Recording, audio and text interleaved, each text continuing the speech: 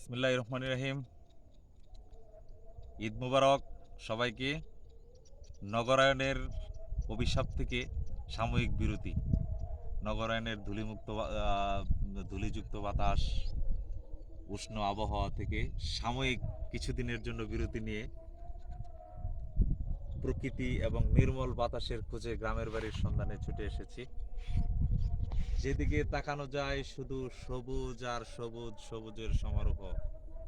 মনে হয় চারদিকের সবুজ ধান ক্ষেতের পরিবেশ দেখলে মুহূর্তেই ভালো হয়ে যায় মন। মনে হয় সারা জীবন থেকে যায় এই সবুজের সমারোহে।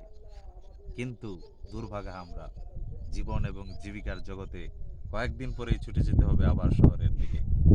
কি নির্মল হাওয়া, কি চারিদিকে সবুজ ধান ক্ষেত, খুবই ভালো লাগছে।